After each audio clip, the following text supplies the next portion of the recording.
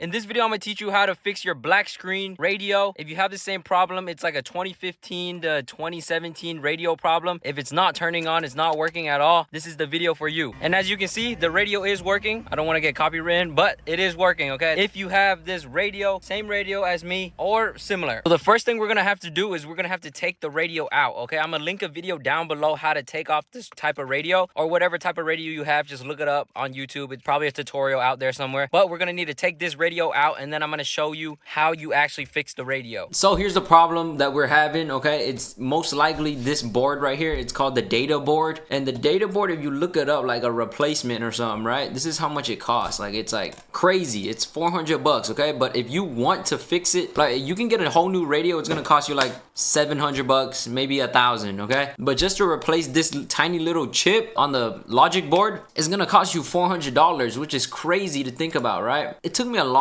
super long time to figure out how to fix this, you know? But shout out to this guy right here, KV0, because he kind of figured it out. Like, it was this board that was a problem. I don't know what the main reason, like the main component that failed on this board, I don't know what it is. So if someone knows, please let me know so I can also fix my board and I can resell it and put it back on the market. What I ended up doing, and this is the logic board right here. The logic board by itself already costs $118, which is crazy, and that's without the data board. Okay, right here. So this is like the data, this is the logic board, okay? This is what we call the logic board. This is the $118 logic board, whatever. And then on here, you see this little piece right here? That's the data board. This is the board that costs 400 bucks. So if anyone knows how to fix it, let me know, because I'm trying to fix mine too, okay? So what I ended up doing is just switching out that board, and then I plugged it back into my radio and it started working, okay? Okay, as you guys can see, if you look up the same radio on, or this is my radio, the 2014 Lexus radio. If you go online on like eBay, you'll figure out like these radios are going for like $1,000. And just to get it fixed, look at these radios, $2,000. It's crazy how much they're going for, like $800. Like, it's insane. We don't have that type of money, okay? Or we do. We got that type of money, but we ain't gonna waste that type of money. So here's what I ended up doing, okay? I found similar models, right? Similar models to my radio, but each of them were still going for around like $300 to $500, okay? So I was basically spending the same type of money for like just the data card, you know? And I just wanted the data card. I didn't really want anything else. I ended up going to carparts.com. So like, for example, okay, so you go to carparts.com and you put in your model, right? So whatever your model is, say mine's a 2014 IS250, the select parts radio. Put in your zip code. This is my zip code, guys. Please don't stalk me. And then you'll come up with a bunch of these options of the same radio as yours. So like, don't click on the amplifier. What you want to click on is this receiver, and then you click search. Whatever your faceplate should also have like an ID number, so you could go by your faceplate ID number. And then you'll see like the distance, so like how far away they are from you. So that like it's like 24 miles away from you, and it's going for like $750 for a receiver, a used receiver, you know. So I'm still spending around like 800 bucks, which I was like not comfortable with, right? I was like, nah, because it's a radio. Why am I spending $800 on a radio? So what I ended up doing was I just looked up like different similar models that had the logic board, because all I really needed was that logic board. I didn't need like the full faceplate to be matching, everything to be matching. I just needed the logic board to be matching. Okay, so this is like a screenshot of what I ended up buying. It was this receiver for the 2015 radio GS350, and it was 46 miles away from me. I was fine with that, and it was only 100 bucks. So then I basically got that logic board for 100 bucks, which is mighty fine with me. I was fine spending 100 bucks on it, over 750. But the radio on the GS350 is not the same as mine. The radio on the GS350 looks like this, okay? Mine doesn't look like this. Mine looks like this type. But what matters isn't what it looks like on the front, okay? So like, this one doesn't matter what it looks like on the front, because we're not using the whole radio. We just need that logic board. So then what I ended up doing is like, I always go to the back of the radio,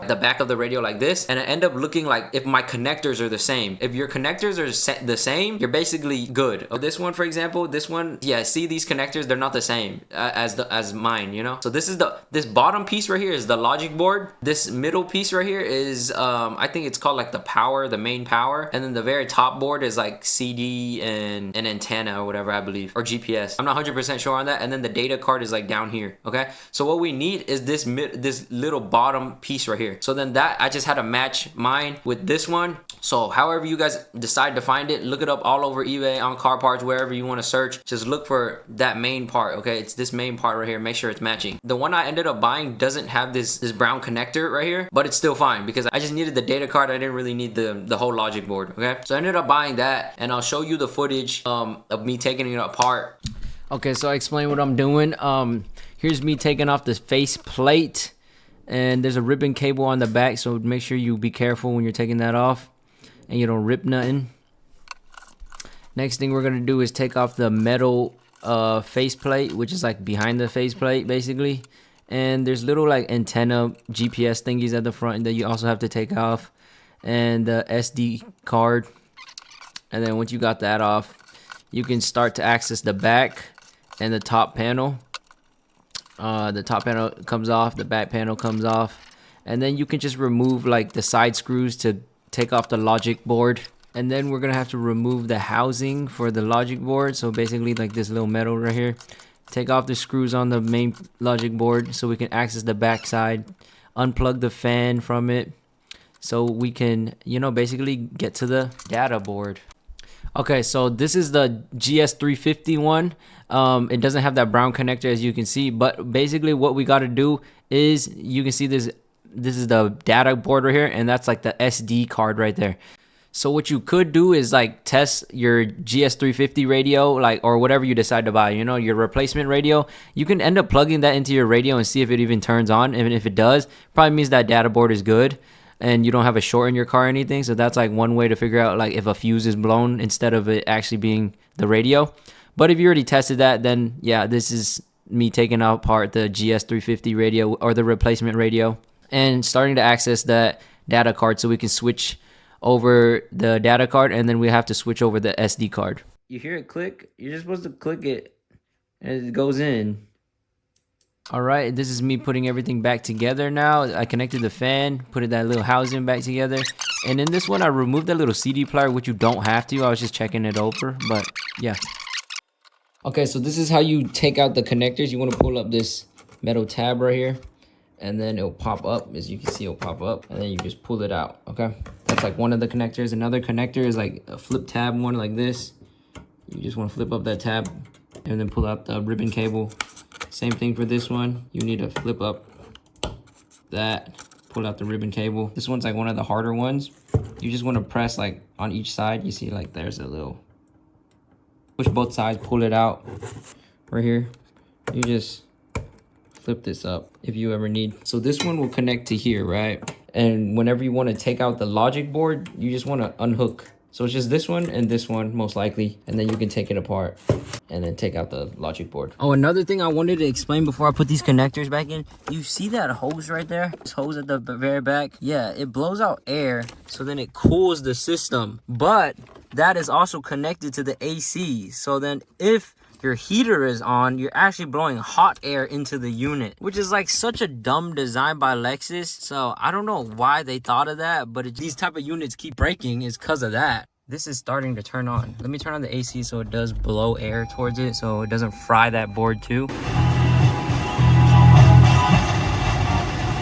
Okay, so that definitely works. Y'all hear it, right? Hopefully I don't get copywritten. In conclusion, you can go send your radio to someone and get it fixed. Gonna cost you probably 800 bucks, okay?